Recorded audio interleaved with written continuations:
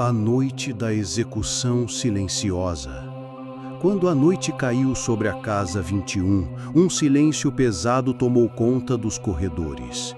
A versão oficial dizia que o garoto Marcelo havia se matado após cometer o massacre, mas a realidade parecia mais obscura e perturbadora. O corpo que não se suicidou. Jorge Sanguinetti, médico legista renomado, declarou que Marcelo não poderia ter se matado na posição em que foi encontrado. Os ombros e braços não condiziam com um disparo voluntário, e a arma não estava próxima ao corpo como seria esperado em um suicídio. Além disso, o jovem apresentava marcas defensivas, sinais claros de que tentou se proteger antes de ser morto. 5 corpos, 5 tiros limpos.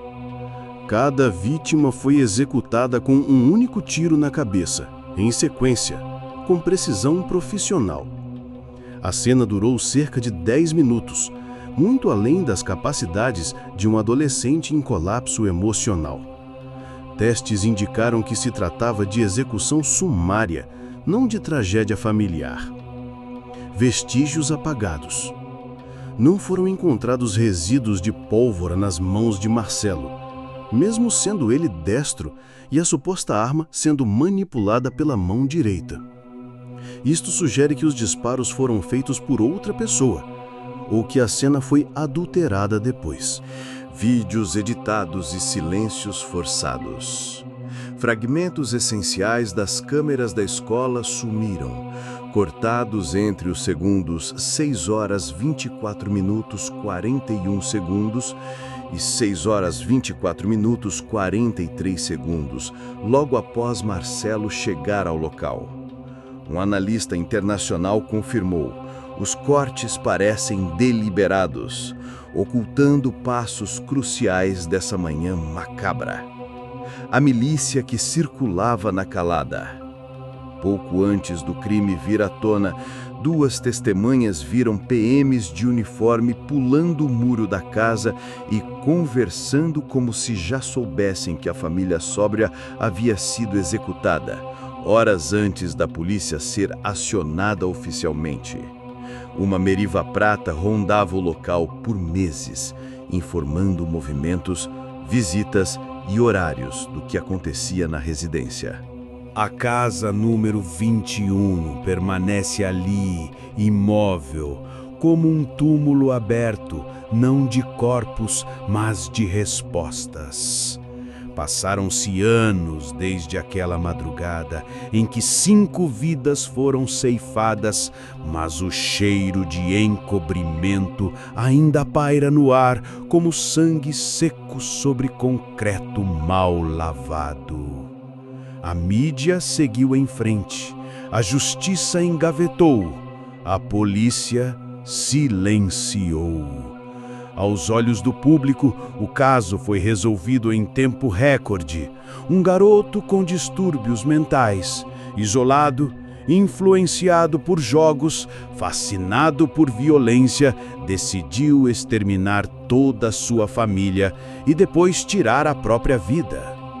Mas se olharmos de perto, cada peça desse quebra-cabeça parece forçada, como moldada por mãos que jamais poderiam ser vistas.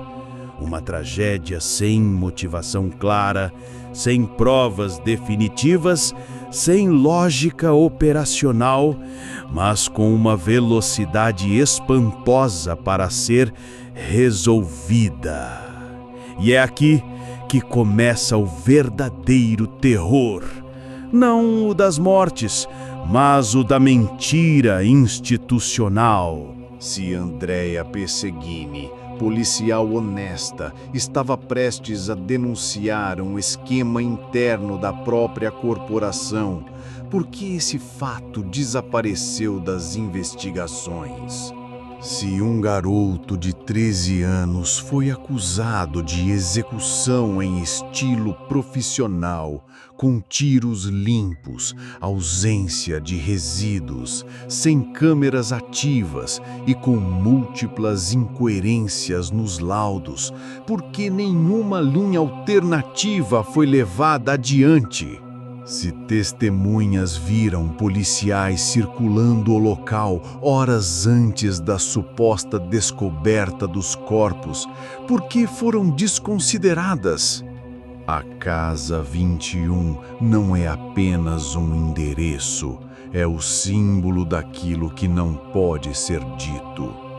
Ali jazem não só os corpos, mas a verdade enterrada sob o peso de fardas e microfones controlados. Quando os próprios órgãos encarregados de proteger a população decidem o que deve ou não ser investigado, o crime deixa de ser exceção e passa a ser método.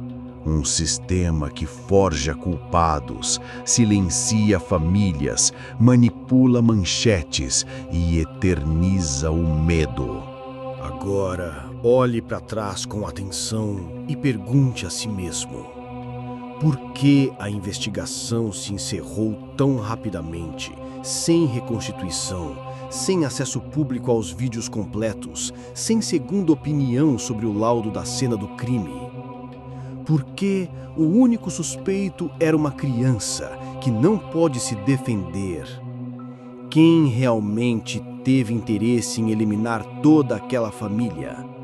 Por que a imprensa ignorou tantos furos e contradições, repetindo a narrativa policial como um mantra? Se isso aconteceu com uma família de 2 policiais treinados, armados, preparados, o que impede que aconteça com qualquer um de nós? O silêncio da Casa 21 não é o silêncio da morte. É o silêncio da conivência, da covardia, do medo institucionalizado. E enquanto o Brasil esquecer essa história, ela se repetirá de novo e de novo, até que alguém corajoso o bastante, decida não calar. A verdade está morta, mas o silêncio, esse continua vivo.